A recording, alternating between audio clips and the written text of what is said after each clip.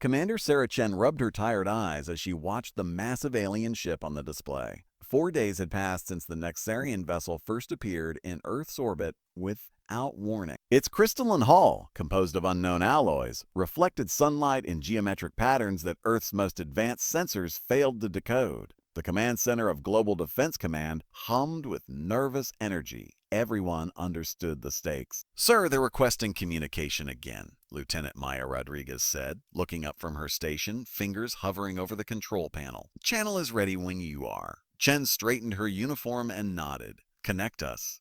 The large screen flickered before revealing Ambassador Zexter. The alien's 4 crystalline eyes pulsed with bioluminescence, while its metallic-looking exoskeleton shifted colors as it moved.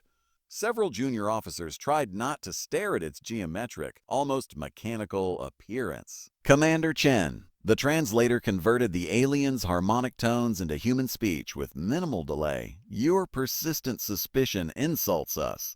We arrive bringing technological gifts beyond your current understanding." Chen maintained a neutral expression despite her growing unease.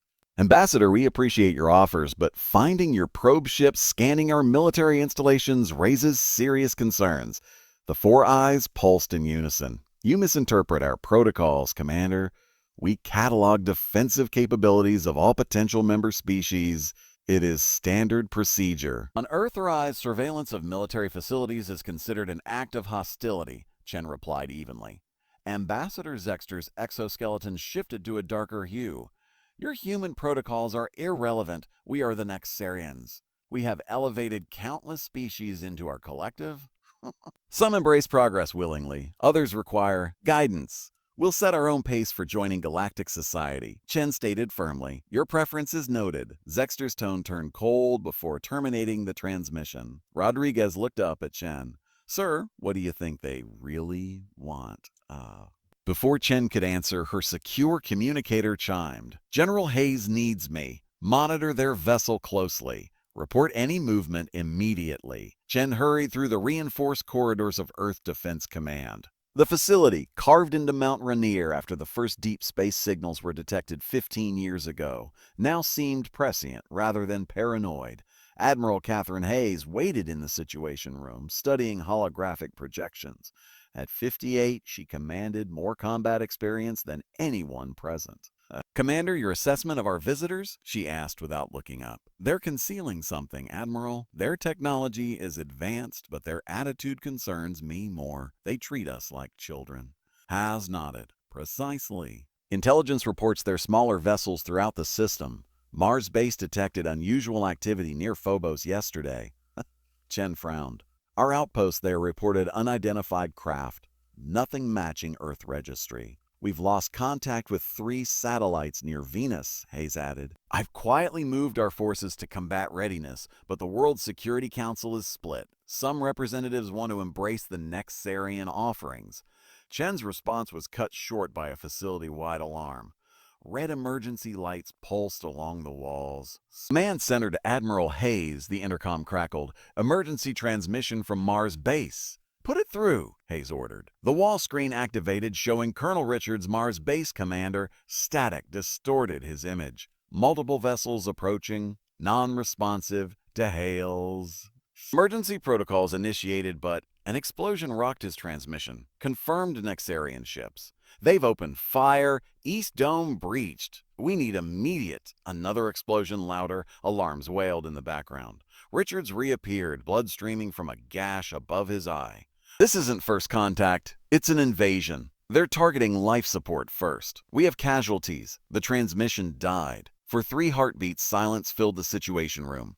"Get me the President," Admiral Hayes commanded, her voice steady, "and connect me to all Earth Defense Forces." Authentication code, Thunder Echo Romeo Romeo Alpha. Chen recognized that code. It meant war.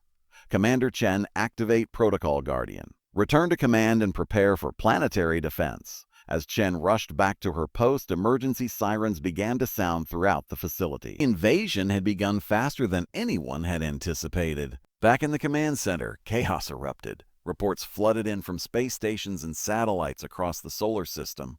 Multiple Nexarian vessels detected near Luna Colony. Space Station Liberty reports unknown craft approaching. We've lost contact with Venus Research Outpost. Lieutenant Rodriguez looked up as Chen entered. Sir, the Nexarian diplomatic vessel is moving. They're leaving orbit. On the main display, the massive crystalline ship pulled away from Earth, but smaller vessels, previously cloaked, now descended through the atmosphere. Track those ships, Chen ordered. Alert all ground defense units to prepare for engagement. The first attacks on Earth came minutes later. Shanghai, Mumbai, Houston. Nexarian fighters targeted military installations first, then communication hubs. As night fell across Asia, Chen watched from the command bunker as humanity faced its first interstellar war. They never intended peace, Rodriguez said quietly, watching the destruction unfold. Ha, Chen agreed. But they've made a grave miscalculation. What's that, sir? Aye. Chen's eyes hardened as she watched Earth's defenses mobilize. They chose war with humans. Now they'll learn what that truly means. Rain poured down on the ruins of Houston. Captain Marcus Drake didn't mind the rain. It interfered with Nexarian scanners. For 3 months, humans had been fighting the aliens. The media called it the survival war. Most people just called it hell. Marcus adjusted his position behind a collapsed highway barrier. What used to be the energy corridor was now just rubble and memories. His tactical visor showed small green dots marking his squad members spread out in a crescent formation, waiting for the enemy patrol. "Everyone stay low," he whispered into his community. "They're coming." The ground vibrated as a Nexarian transport glided overhead, its crystalline engines emitting a high-frequency hum humans had learned to dread. Purple scanning beams swept the ruins, searching for resistance. Marcus watched through a gap in the debris as the massive ship lowered itself 3 blocks away, its landing struts crushing an abandoned electric vehicle. A panel in its side dissolved, and 4 Nexarian soldiers stepped out. Their crystalline armor seemed to shift and flow like liquid metal, each carrying what humans had dubbed phase rifles, weapons that could alter the molecular structure of their targets. "Stinger team status," Marcus whispered. Lieutenant Sarah Foster's voice came through clearly. "Ready, Captain." "The modified weapons are hot. Lab says they're more effective than the originals now." Marcus allowed himself a slight smile. 3 weeks ago, his team had captured intact Nexarian weapons during an ambush. Scientists at the hidden facility beneath White Sands had worked relentlessly to understand the technology. Now humans had their own version. "Remember the plan," Marcus told his squad. "Let them pass the first marker. We need them in the kill zone." The aliens moved with mechanical precision through the ruins. They had won most early battles, their technology far superior to Earth's. But they'd made one critical mistake. They had underestimated human adaptability. "They still think we're using conventional weapons," Marcus said with grim satisfaction. "Let's show them what humans can do when cornered." The lead Nexarian stepped past a fallen traffic signal, the agreed signal. Marcus pressed his trigger. A purple beam shot out, hitting the alien's crystalline armor. Instead of deflecting, the armor shattered. The alien collapsed without a sound. The rest of the squad fired simultaneously. 3 more Nexarians fell instantly. The last alien took cover, firing its phase rifle wildly. Its shots passed through concrete but missed the human fighters, who had already learned to avoid predictable cover positions. "Move to phase 2, Marcus ordered. 3 squad members broke cover, firing their modified phase rifles while running to new positions. The Nexarian, clearly shocked to see humans wielding their own technology, hesitated for a crucial second before being hit from multiple angles. "Clear the transport before reinforcements arrive," Marcus commanded. The team rushed forward. Sergeant Foster tossed a resonance disruptor, another reverse-engineered device, into the transport's open door. A high-pitched whine followed by a crystalline shattering sound echoed out. "Pilots neutralized, sir. Ship secure." Marcus nodded. "Good work. Harvest what we can, then prep for demolition." While his team stripped useful technology from the ship, Marcus contacted headquarters. "Eagle Base, this is Phoenix Leader. Package secured, no casualties. Request extraction." Confirmed, Phoenix Leader. Transport inbound. Well done. 10 minutes later, they heard the rumble of an approaching vehicle. Not the hum of alien engines, but the familiar growl of a modified human transport designed to look like debris from above. The truck stopped just long enough for the squad to load their captured technology and climb aboard. "Another successful hunt," Lieutenant Foster said as they pulled away. "That's 4 ships this week." Marcus nodded. "The Nexarians are getting careless. They still think they're just mopping up resistance." "Their mistake," Foster replied. "Did you see their reaction when we hit them with their own weapons? Priceless." Far above Earth, aboard the massive Nexarian command vessel, War Commander Vexler paced the bridge. Another patrol had gone silent. The 15th this week. What began as a routine conquest was evolving into something unprecedented. "Display the human combat records again," he ordered. His second, Subcommander Krell, brought up the files on the crystalline viewing screen. "All of them, War Commander, our full analysis, everything. I need to understand these creatures." Images flashed across the screen. Humans fighting with primitive weapons, humans in armored vehicles, humans developing nuclear weapons, humans in space. Centuries of warfare, constantly evolving. "Look at this," Vexler said, gesturing to a battle scene. "They've spent their entire existence fighting each other. No wonder they adapt so quickly." "But their technology is inferior," Krell protested.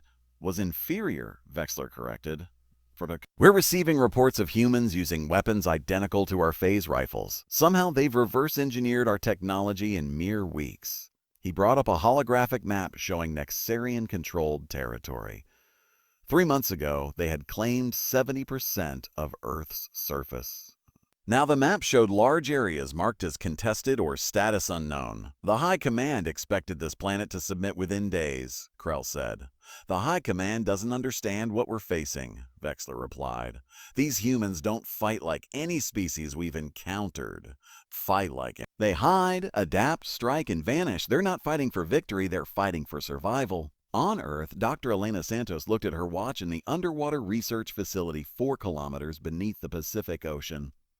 Most of humanity never knew this place existed. That was the point, lad. "Final systems check," she announced to the room of scientists and engineers. Project Neptune had consumed trillions in hidden funds, employing thousands of Earth's brightest minds since the first alien signals were detected.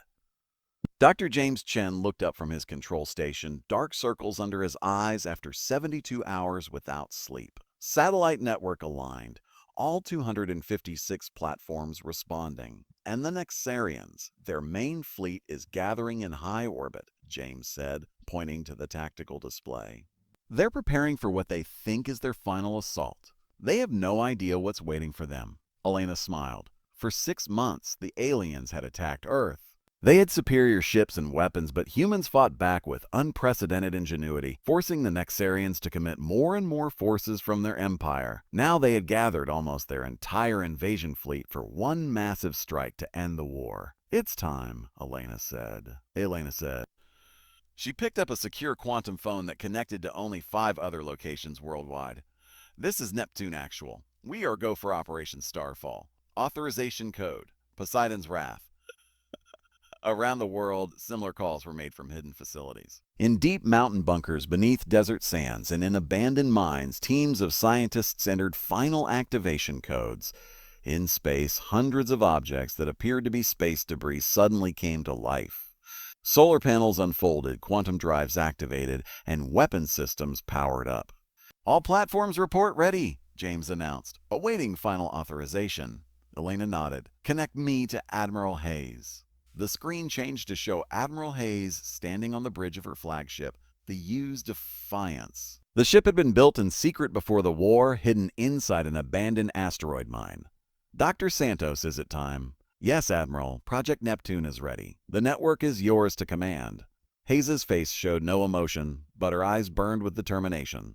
"Thank you, Doctor. Today we take back our planet." The screen split to show both the Admiral and the space view of Earth. The red signatures of the Nexarian fleet were moving into attack position. "All Earth forces, this is Admiral Hayes." Her voice rang out to military units worldwide. "Operation Starfall commences now. I say again, Starfall is go."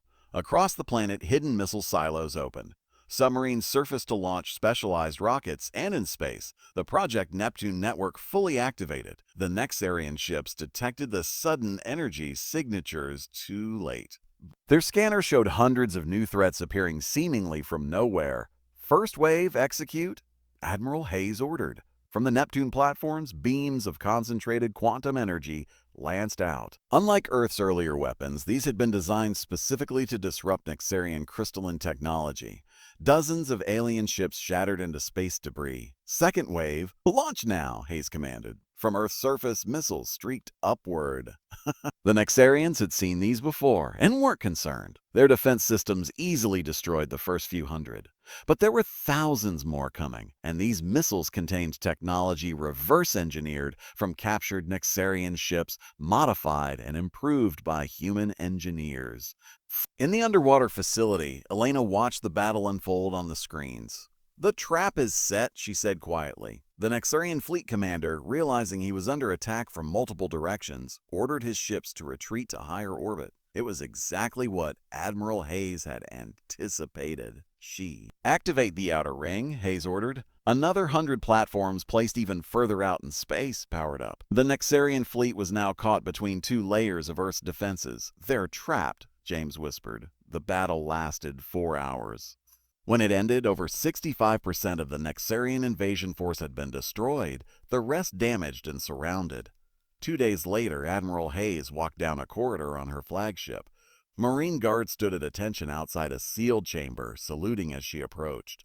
"Is our guest comfortable?" Hayes asked. "As ordered, Admiral," the lead guard replied. Hayes nodded and entered the room. Inside, Supreme Commander Vexler sat at a table. His crystalline form had dulled, its usual shifting colors now muted. The alien's 4 eyes pulsed weakly as Hayes took a seat across from him. "Admiral Hayes," the alien said through a translator, "have you come to terminate me?" "No, Commander. Unlike your forces, we don't execute prisoners," Hayes replied evenly. "I came to inform you that your remaining ships have surrendered." Vexler's crystal structure vibrated in disbelief. "Impossible. Nexarians do not surrender. They do when the alternative is complete annihilation." Hayes placed a tablet on the table displaying videos of Nexarian ships, their engines disabled, being towed by human vessels. "How?" Vexler asked. "Your species was primitive. We studied your technology before attacking. You had nothing that could threaten our fleet." Hayes allowed herself a small smile. "We kept our best weapons hidden, Commander. We've been preparing for something like this for decades." "But why? You had no contact with other worlds before we arrived." "Because we understand warfare better than you do," Hayes explained. "Throughout our history, we've learned to prepare for threats before they appear. Your leadership believed us primitive and weak because that's what we wanted you to see." Hayes stood and looked down at the defeated alien. Her voice was quiet, but firm as she delivered the words that would soon spread throughout the galaxy. "You chose war with humanity, Supreme Commander. Now you've witnessed true warfare." Outside the room, Earth's forces were already preparing for the next phase. The counterattack was about to begin. Colonel Sarah Chen stood on the bridge of the TSS Vengeance, watching stars streak by as the ship traveled faster than light. 1 year ago, she had been defending Earth's command center. Now she commanded a warship pursuing alien invaders across the stars. Life was strange. The Vengeance had once been an Nexarian cruiser. Humans had captured it during the Battle of Earth's orbit, studied its systems, improved them, and put it back into service under Earth's flag. Chen's crew was a mix of military personnel and scientists, learning alien technology while fighting a war. "Dropping out of FTL in 30 seconds, Colonel," the navigation officer announced. Chen straightened her uniform. "Battle stations, all hands prepare for combat." The stars stabilized as the Vengeance exited FTL. A massive space station orbited a blue-tinted moon, a key Nexarian supply depot supporting their forces in this sector. 6 enemy vessels detected, reported Tactical Officer David Jong. 4 destroyers and 2 cruisers they're moving to intercept. "Deploy fighter wings Alpha and Beta," Chen ordered. "Have the Intrepid and the Challenger move to flanking positions." 2 more human ships emerged from FTL behind the Vengeance. One was Earth-built, the other a converted Nexarian vessel. Together, the 3 warships formed Earth's first strike fleet. "Target locked, Colonel," Jong reported. "The Nexarian supply depot is in range." Chen nodded. "Commence firing sequence." The Vengeance shuddered as its main weapons fired. Quantum beams enhanced by human innovation struck the supply depot with surgical precision. Direct hit, Jung announced. Their shields are down to 30%. Continue firing. Wings Alpha and Beta engage the enemy destroyers. Small fighter crafts swarm from the human ships. Some were built on Earth based on Nexarian designs, others were captured alien craft. All had been modified with human innovations. The human pilots flew in patterns that confused their enemies, attacking with strategies the Nexarians had never encountered. Far away on Nexus Prime, the Nexarian throne world, an unprecedented scene unfolded. The High Council chamber echoed with angry voices as military and political leaders argued. Another supply depot lost, another sector surrendered. High Counselor Zexter slammed his crystalline appendage on the table. This is unprecedented. The other council members shifted uncomfortably. Military defeats were rare in Nexarian history. A string of them was unthinkable. Supreme Commander Vexler was right, an intelligence officer stated. Yeah, they think differently than we do. They're combining our technology with tactics from their own history. They have thousands of years of warfare experience, and now they're applying it to space combat. 2 years after first contact, as news of the peace negotiations spread across the galaxy, something unexpected happened. A ship unlike any humans had seen before appeared at the edge of the solar system. It sent a simple message. We wish to speak with the species that defeated the Nexarians. This ship was followed by others. Within months, diplomatic vessels from 15 other spacefaring civilizations arrived in the Sol system. Some sought trade agreements, others wanted military alliances. All were interested in relations with the species that had defeated the previously unconquered Nexarian Empire. 5 years after first contact, the United Nations building in Geneva had been rebuilt and expanded. Now it housed not just human representatives, but ambassadors from 32 alien civilizations. President Elena Martinez stood at the podium, looking out at the assembled delegates. Some looked almost human, others were so alien that special environmental chambers had been built to accommodate them. Today marks a new chapter in galactic history, Martinez began. The formal establishment of the Terran Alliance. Martinez continued, her voice carrying across the chamber. The Terran Alliance represents more than just Earth. It stands as a beacon for species who believe in sovereignty, mutual respect, and peaceful coexistence, backed by the strength to defend these principles. In the audience, Admiral Hayes sat next to the reformed Nexarian Ambassador Krell, once a military commander, now an advocate for peace. The crystalline being's colors shifted in what humans had learned was a sign of agreement.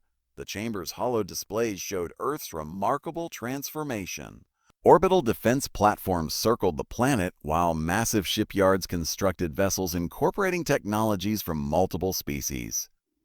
Research facilities on Mars and Europa developed new innovations daily, combining knowledge from across the galaxy. Our victory over the Nexarian Empire taught us an important lesson, Martinez continued. True strength lies not in technological superiority alone, but in the ability to adapt, innovate, and unite in the face of adversity. Colonel Chen, now Fleet Commander Chen, watched from her position near the podium. The Vengeance was docked in orbit above, preparing for its next mission. This time, a peaceful expedition to explore uncharted regions of space. As we move forward, Martinez concluded, Earth extends an open hand to all peaceful civilizations. But let it be known that this hand can form a fist if necessary. We will never again be seen as an easy target. The chamber erupted in applause, some delegates clapping, others expressing approval through their species' customs. The message was clear. Humanity had earned its place among the stars. Later that evening, in a quiet moment aboard the Vengeance, Chen stood at the observation deck. Earth glowed below, while construction lights from the new orbital stations twinkled like artificial stars. Ready for the exploration mission, Commander, Lieutenant Rodriguez. Now Herzo asked. Chen smiled. 5 years ago, we were fighting for survival. Now we're leading a multi-species expedition to uncharted space. Life is full of surprises. The Nexarians did us a favor in a way, Rodriguez mused. They forced us to reveal our true potential and taught the galaxy an important lesson. Chen added, never underestimate humanity. As the Vengeance prepared for departure the next day, its crew represented the new reality. Humans working alongside reformed Nexarians and other alien species. The ship's mission was no longer conquest or defense. but discovery and diplomacy, though its weapons remained ready just in case. Earth had changed forever, but its spirit remained the same. Humanity had not only survived its trial by fire, it had emerged stronger, wiser, and ready to take its place as a leading force in the galaxy. The end.